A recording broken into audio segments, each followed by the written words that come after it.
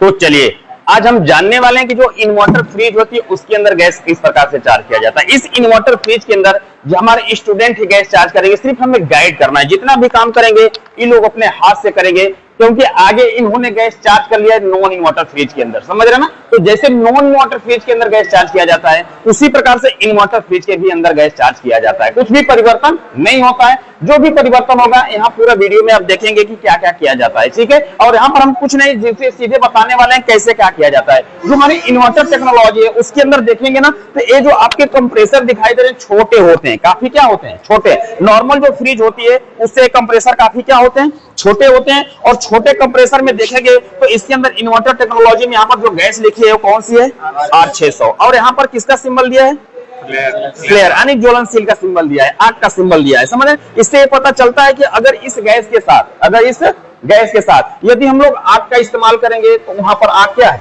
लग सकता है। क्लियर हो गया। वहां पर है कि डायरेक्ट आग का सिंबल बना हुआ है, तो इसका मतलब ये है कि हमें यहाँ पर बिल्कुल भी आग का इस्तेमाल नहीं करना है। इसके साथ सिगरेट, बीड़ी, कुछ लोग ऐसे टेक्नीशियन होते हैं जो यूज करते हैं ना काम करते वक्त, कभी भी ऐसा नहीं करना चाहिए। जहां पर ऐसा आग का इस्तेमाल दिया गया हो, ठीक है, वहां पर तुरंत क्या पकड़ सकती है, आग पकड़ सकती है, ठीक है। और हमेशा जो ज्वलनशील गैसें होती हैं इनको खुले में चार्ज करना चाहिए, यानी कि एरिया पूरा क्या हो, खुला हो, वहां पर हम इनको क्या करेंगे, चार्ज करेंगे। क्लियर हो गया। ये भी कंप्रेसर देखेंगे ना नॉर्मल फ्रिजों की तरह भी काम करते हैं। जैसे नॉर्मल फ्रिज होता है तो जैसे कंप्रेसर काम करते थे जो पीछे आप लोगों ने पढ़ा है, वैसे ही ये भी कंप्रेसर क्या करेगा, कार्य करेगा। बट अब इसको चलाने के लिए अब इसके अंदर लगी रहेगी पीसीबी, समझ रहे ना। बिना पीसीबी का चलने वाला नहीं है। इसके अंदर जब पीसीबी कहेगी तभी ये कंप्रेसर चलेगा। लेकिन जो हमारे नॉन इन्वर्टर फ्रिज थे ना, उसके अंदर कैसे भी हम उनको क्या करते थे, चालू कर लेते थे, ठीक है। लेकिन इसमें बिना पीसीबी का कंप्रेसर चालू नहीं होगा। यानी कुल मिला जुलाकर जब तक ये पीसीबी नहीं कहेगी तब तक कंप्रेसर नहीं चलेगा। और जब ये चलेगा ना तो देखिए, नजदीक से थोड़ा दिखाइए। अब इसके अंदर देखेंगे भी आपको 3 लाइनें मिलेंगी। इसमें से जो ए लाइन निकल के जा रही है ना, देखिए ऐसे जा रही है, कौन सी लाइन होगी, डिस्चार्ज लाइन। क्योंकि कंप्रेसर में हमेशा जो डिस्चार्ज लाइन रहती है कौन सी होती है, पतली होती है। तो देखिए इसके अंदर भी पतली है कि नहीं है। अब ऐसे निकल के हमारा कहां जा रही है, कंडेंसर में। ये अंडरग्राउंड कंडेंसर है।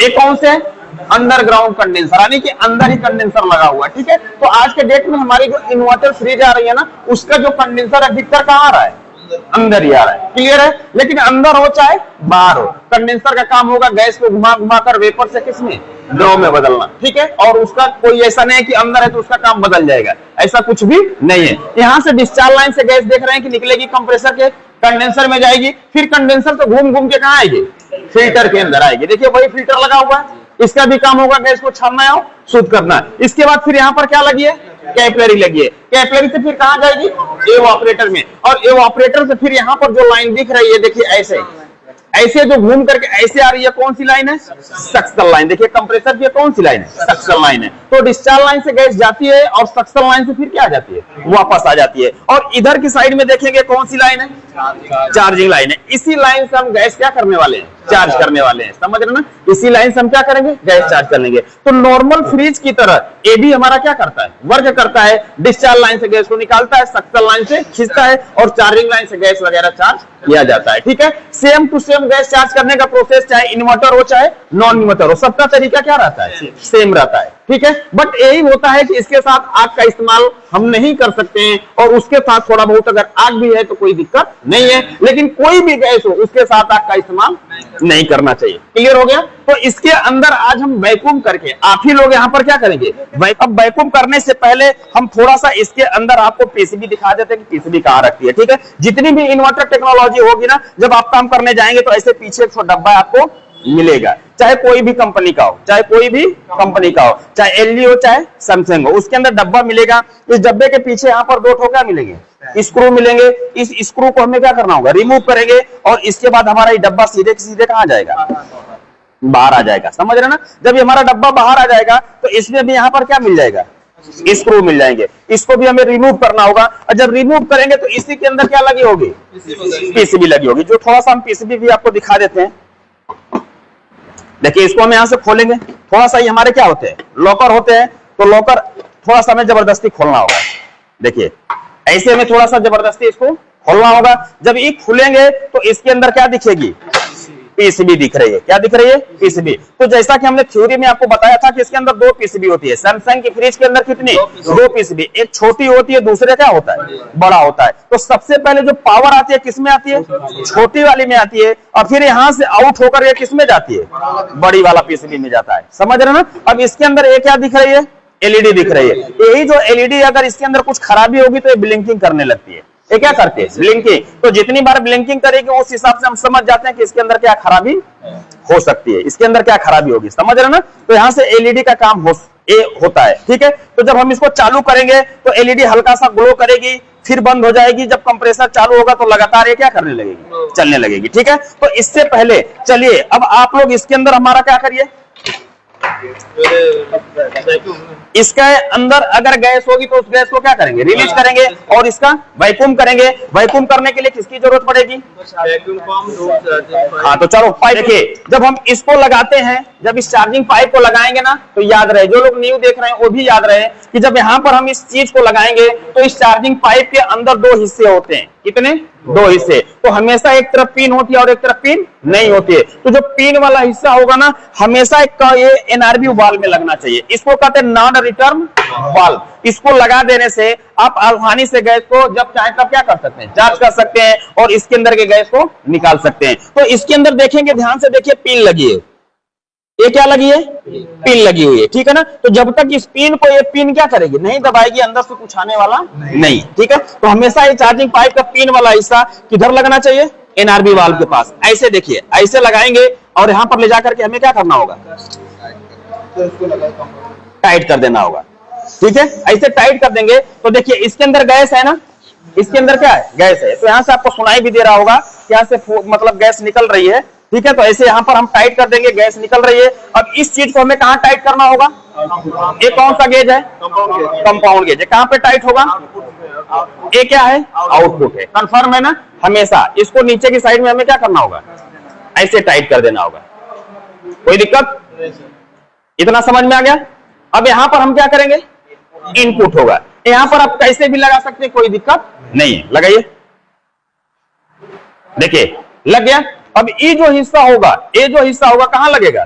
वैक्यूम पंप में लगेगा। ठीक है, अब वैक्यूम पंप कैसे कार्य करता है देखिए, जब हम यहां पर इसका जो प्लग होगा इसको मेन बोर्ड के अंदर क्या करने वाले हैं? लगाएंगे। जब लगाएंगे देखिए क्या हो गया? स्टार्ट हो गया। ठीक है, अगर स्टार्ट नहीं होता तो देखिए वैक्यूम पंप में यहां पर भी ऑन ऑफ का क्या होता है?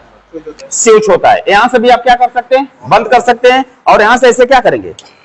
चालू कर सकते हैं। कोई दिक्कत? अब देखिए, जब ये चालू है ना, तब हम क्या करेंगे? इसको बंद कर लेते हैं, और बंद करने के बाद ये जो चार्जिंग पाइप का हिस्सा होगा कहां लगाएंगे? यहां पर लगाएंगे। यहां से हवा को बाहर की साइड में फेंकेगा और यहां से खींचेगा। देखिए अब यहां पर हम सीधे सीधे क्या करते हैं?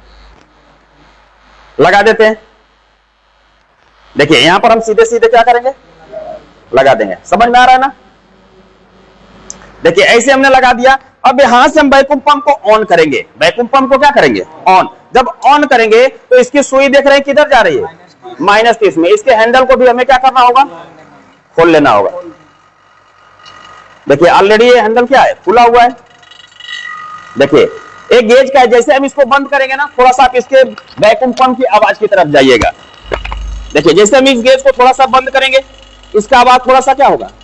कम हो गया, क्योंकि कोई खिंचाव नहीं हो रहा है। जैसे इसको खोलेंगे, देखिए देख रहे हैं ना, आवाज बढ़ रहा है कि नहीं बढ़ रहा है? तो अभी ये बिल्कुल क्या है? खुला हुआ है। ये अभी क्या है? खुला हुआ है। और इसकी सुई किसमें चली गई है? -30 में। जब इसकी सुई किसमें चली जाए? -30 में। उसके बाद भी हमें 10 से 15 मिनट तक एक्स्ट्रा क्या करना है? वैक्यूम करना है। हर एक फ्रिज के अंदर वैक्यूम करना भी क्या होता है? आवश्यक होता है। तो सुई माइनस में जाने के बाद आप लोग कितना मिनट? 10 से 15 मिनट तक वैक्यूम करेंगे। चलिए अब 10, उसको मत छोड़िए। और इस गेज को देखिए, जब हम लोग यूज करेंगे ना, तो नॉर्मली हल्का सा ही ओपन करना है और हल्का सा ही क्लोज करना है। ऐसा ना कि खूब टाइट कर दें और खूब जल्दी से खोले, पूरा जान लगा कर। ऐसे करेंगे तो हमारे गेज क्या हो जाएंगे? खराब हो जाएंगे। ठीक है, तो नॉर्मली इसको खोलिए और नॉर्मली बंद करिए, इसमें कोई दिक्कत नहीं है। ठीक है, तो चलिए जब तक ये वैक्यूम हो रहा है 10 मिनट तक, इसके बाद हम आगे आपको बताते हैं क्या किया जाता है। तो अब देख रहे हैं कि इसमें जो 10 मिनट से 15 मिनट का टाइमिंग था वो क्या है, पूरा हो चुका है। और इसमें देखेंगे सुई एकदम किस में आ गई है, -30 में। जब -30 में आ गई तो सर्वप्रथम हमें क्या करना होगा, क्लोज करिए, रिलैक्स होकर के आराम से क्लोज करेंगे, बहुत इसमें जोर लगाने की जरूरत नहीं है। नॉर्मली क्लोज करेंगे और नॉर्मली ओपन करेंगे। अगर बहुत ज्यादा इसमें प्रेशर देंगे तो खराब हो जाएगा। देखिए ये क्लोज करने के बाद यहाँ से वैक्यूम पंप को बंद कर देंगे। अब हमारा वैक्यूम पंप का काम क्या हो गया, कंप्लीट हो गया। इसमें अंदर कौन सी गैस पड़ेगी, देखिए यहाँ पर कौन सा है, R600 का। ये ज्वलनशील है, ठीक है, ज्वलनशील है, में इससे मतलब नहीं है। हमें बस काम करते वक्त ध्यान देना है कि अच्छे से वैक्यूम हो और यहाँ पर बिल्कुल भी आग वगैरह का कोई भी इस्तेमाल न हो। जिस प्रकार से हमने नॉर्मल फ्रिज के अंदर चार्जिंग पाइप का वैक्यूम किया था ना, उसी प्रकार से इसके अंदर भी लगाने के बाद हमें क्या करना होगा, चलिए किस प्रकार से करेंगे, लगा के हमें बताइए। इसको सिलेंडर वाल्व के अंदर हमें लगाएंगे और फिर इसके वाल्व को हमें पूरा खोलना है, उसके बाद वो खोलना है। चलिए खोलिए। अब यहां से हमने क्या कर दिया, इसको खोल दिया, ठीक है ना, इसको क्या कर दिया, खोल दिया। अब देखिए रुकिए, जब यहां से हमने इस गैस को खोल दिया तो अब यहां से गैस निकल के कहां गई होगी, यहां। अब जब हमने वैक्यूम पंप से इसको खोला था तो क्या इस पाइप के अंदर हवा नहीं गई होगी, गई होगी ना। तो हमें क्या करना होगा, यहां से ढीला करना होगा, क्योंकि यहां से ये जो वाल्व है इसको तो बंद कर दिया है, तो ये नीचे हवा जाने वाली नहीं है, लेकिन इस पाइप में क्या होगी, हवा होगी। तो यहां से हमें खोलना होगा। जब खोलेंगे तो पहले क्या निकलेगी, फिर क्या निकलेगी, जब गैस निकलने लगे तो हम समझ जाएंगे अब इसका वैक्यूम हो चुका है। चलिए करिए, बस बंद करिए। देखिए अब ऐसे मतलब निकल रही है, तो आप भी करिए ऐसे ही। आपने किसमें किया था, सिंगल, नॉर्मल, नॉन इन्वर्टर में, बस बस थोड़ा थोड़ा। तो चार्जिंग पाइप का हमें वैक्यूम करना का क्या है, जरूरी है। गलती से हमें इसके पाइप को नहीं, यानी कि इसका जो आउटपुट पाइप है इसको हमें क्या करना है, नहीं खोलना है, याद रहे, ठीक है। अब इसका वैक्यूम हो चुका है, अब इसका वैक्यूम हो चुका है। अब हम क्या करेंगे, इसके हैंडल को थोड़ी देर के लिए खोलेंगे और बंद कर देंगे। इसके बाद कंप्रेसर को चालू करेंगे। जब कंप्रेसर चालू होगा तब जाकर के हमें क्या करना होगा, गैस चार्ज करना होगा। चलिए इसको खोलिए। खोलेंगे तो इसकी सुई किधर जाएगी, ऊपर। खोलिए खोलिए खोलिए खोलिए, ठीक है, बंद कर दीजिए। देखिए अब ये जो सुई किसमें थी, माइनस में, अब वो थोड़ा ऊपर चली गई, यानी अब इसके अंदर, अब इसके अंदर जो वैक्यूम बना था वो क्या हो चुका है, टूट चुका है, ठीक है। अब हमें इस पीसीबी को क्या करना होगा, स्टार्ट करना होगा, यानी इस कंप्रेसर को स्टार्ट करना होगा। तो इसका जो प्लग होगा हम इसके अंदर क्या करेंगे, लगाएंगे। तो देखिए अब ये जो हमारी इन्वर्टर टेक्नोलॉजी फ्रिज होती है, कौन सी इन्वर्टर टेक्नोलॉजी जो फ्रिज होती है, तो ये जो पीसीबी होता है ना, जैसे सैमसंग की है, कौन सी, सैमसंग की। तो सैमसंग की पीसीबी में पावर देने के बाद 2.5 से 3 मिनट के बाद ये क्या होती है, स्टार्ट होता है इसका कंप्रेसर। 2.5 से 3 मिनट के बाद कंप्रेसर क्या होगा, स्टार्ट होगा। इसको चाह करके भी हम जल्दी से स्टार्ट नहीं कर सकते हैं। यही अगर एलजी की बात किया जाए, किसकी बात किया जाए, एलजी की, तो एलजी की जो इन्वर्टर फ्रिज होती है ना, उसका जो कंप्रेसर होता है पावर देने के बाद कम से कम 5 से लेकर के 10 मिनट तक ही स्टार्ट होता है। कभी कभी वो 15 मिनट तक भी ले लेता है। कितना ले लेता है, 15 मिनट तक। तो जितना टाइम ले हमें उतना टाइम तक क्या करना होगा, वेट करना होगा। चाह करके भी हम कुछ नहीं कर सकते हैं, ठीक है। हाँ अब देखिए, अब हम क्या करेंगे, इधर शांत रहिए, इधर हमें क्या करना होगा, जैसे हम इस प्लग को लगाएंगे ना, आप लोग देखिएगा ये जो एलईडी है ना, हल्का सा टच से क्या करनी चाहिए, ग्लो। यदि ये ग्लो कर रही है तो इसका मतलब कि कंप्रेसर हमारा चलने के लिए रेडी है। यदि ये ग्लो नहीं की तो पूरा दिन बैठे रहेंगे, कंप्रेसर स्टार्ट नहीं होगा, ठीक है। तो चलिए हम इसके अंदर लगाएंगे और आप लोग इस रेड वाली एलईडी के पास देखिएगा, यहाँ पर सबका निगाह है, जो लोग हैं, जो लोग आए हैं अभी, सबका निगाह है ना। इस जैसे हम पावर को ऑन करेंगे, यहां से एलईडी हल्का सा ग्लो करेगी,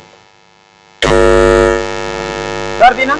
इसका मतलब ये है कि अब इसके अंदर पावर आ चुकी है, इसके अंदर कोई ज्यादा दिक्कत नहीं है। अब हमारा कंप्रेसर, अब हम देख लें कि 2.5 से 3 मिनट में क्या होगा, स्टार्ट होगा। और जैसे ही स्टार्ट होगा इसके बाद देखेंगे सुई किधर जाएगी, माइनस में जाएगी, और ये जो एलईडी पीसीबी में दिख रही है लगातार ग्लो होने लगेगी। तो हमें पता चल जाएगा कि नहीं ये क्या हो रहा है, स्टार्ट हो गया। क्लियर हो गया। तो चलिए अब हम 2.5 से 3 मिनट क्या करते हैं, वेट करते हैं और इसका इंतजार करते हैं कि कब स्टार्ट हो रही है। देखिए अब हमारा कंप्रेसर क्या हो चुका है, स्टार्ट हो चुका है, और फिर से सुई किसमें जा रही है, माइनस में जा चुकी है, ठीक है। और यहाँ पर हाथ रखिए और एलईडी की बात हुई तो देखिए थोड़ी देर में अभी एलईडी ग्लो होने लगेगी, थोड़ा सा वेट करिएगा। अभी एलईडी तुरंत क्या होने लगी, ग्लो होने लगी। अभी लगातार चल रही है, अभी लगातार क्या होगी, चलेगी। जब तक एक कंप्रेसर चलेगा तब तक ही लगातार चलेगा, ठीक है। स्टार्ट हो गया। अब ये सुई किसमें है, माइनस में। तो जिस प्रकार से आप नॉर्मल फ्रीज के अंदर, इसमें नॉर्मल फ्रीज के अंदर गेज को हल्का खोल के फिर बंद कर रहे थे, हल्का खोल करके बंद कर रहे थे, वैसे भी यहाँ पर भी हमें थोड़ा सा खोलना है, बंद करना है। और ऐसे ऐसे करके हमें कहाँ तक सुई को लेकर जाना है, जीरो से बंद कर। मात्र जीरो भी पहुंच जाए तो हम समझ जाएंगे जितनी इसमें गैस की आवश्यकता थी उतनी क्या हो चुकी है, पूरी हो चुकी है। इतने में आप इसमें हाथ लगाएंगे, डिस्चार्ज लाइन को हाथ लगाएंगे, देखेंगे काफी क्या होंगे, गर्म। अगर ये पीछे गर्म हो रहे हैं तो अंदर कूलिंग अच्छी आ रही होगी। चलिए खोलिए इसको, थोड़ा सा लीक है। अब इसको ये देखिए किसमें पहुंच गई, जीरो के करीब में पहुंच रही है। धीरे धीरे जब ये जीरो पे आ जाएगी तो हम समझ जाएंगे जितनी गैस की आवश्यकता उतनी क्या है, पूरी हो चुकी है, ठीक है। अब इस गेज को हमें पूरा पूरा क्या करना होगा, बंद करना होगा। चलिए इसको बंद करिए, खोलिए, खोलिए। चलिए अब इसके अंदर पाइप के अंदर गैस होगा कि नहीं होगा, उस गैस को धीरे धीरे हम चढ़ाएंगे तो गैस भी हमारी वेस्टेज नहीं होगी और पूरी की पूरी अंदर चली जाएगी और सुई भी किससे पहुंच जाएगी, जीरो पे। चलिए खोलिए, जाने दीजिए धीरे धीरे। तो जैसे आपने किसमें गैस स्टार्ट किया था, नॉन इन्वर्टर फ्रिज में, उसी प्रकार से किसमें हो रहा है, इन्वर्टर में। कोई ज्वलनशील गैस है तो हमें डरने की जरूरत नहीं है, बस अच्छे से क्या होना चाहिए, वैक्यूम होना चाहिए। अगर अच्छे से वैक्यूम हुआ है, पूरे मानक से आप काम कर रहे हैं तो कभी भी डरने की जरूरत नहीं है। हाँ, याद रहे कि इनके साथ हमें बिल्कुल भी सिगरेट, बीड़ी या कहीं पर आमने सामने ज्वलनशील पदार्थ नहीं होना चाहिए। कितने में पहुंच गया, देखिए जितनी गैस की आवश्यकता थी उतनी क्या हो चुकी है, पूरी हो चुकी है। देख रहे हैं ना, ये हमें क्या कर रहा है, बता रहा है। अब यहाँ से हमें क्या करना होगा कि इसको खोल दीजिए, सिलेंडर को हमें क्या करेंगे, अलग कर लेंगे। खोलिए आराम से, आराम से, आराम से। देखिए अब हमारा सिलेंडर क्या हो चुका, देख रहा भाई, अब हमारा सिलेंडर यहाँ से क्या हो चुका है, अलग हो चुका है। इसमें कोई दिक्कत नहीं है, इसको हम हटा देते हैं। और इसके बाद यहाँ पर देखिए इस यहाँ से इस पाइप को भी हमें अलग कर लेंगे। देखिए यहाँ से हम इसको क्या करते हैं, अलग कर लेते हैं। और इसकी सुई देखिए बिल्कुल जितनी गैस की आवश्यकता थी उतनी पूरी है कि नहीं है, पीएसआई के हिसाब से। 0 से 1 पीएसआई, 800 का पीएसआई होना। स्टार्ट करने का प्रोसेस हमारे क्या रहेंगे, सेम, चाहे इन्वर्टर हो चाहे नॉन इन्वर्टर हो। तो बस यही हमें इन्वर्टर टेक्नोलॉजी में बात होती है कि ज्वलनशील गैस होते तो इसके साथ हम बिल्कुल वही बार बार करें कि आग का इस्तेमाल नहीं करेंगे। बकिया गैस स्टार्ट करने का प्रोसेस हमारा क्या रहेगा, सेम टू सेम रहेगा। तो आप देखेंगे कि आपका सब कुछ क्या सही है। अब यहाँ से इसके वाल्व को हमें क्या करना होगा, खोलना होगा। खोलो, देखिए अब यहाँ से इस पिन को हमने निकाल लिया।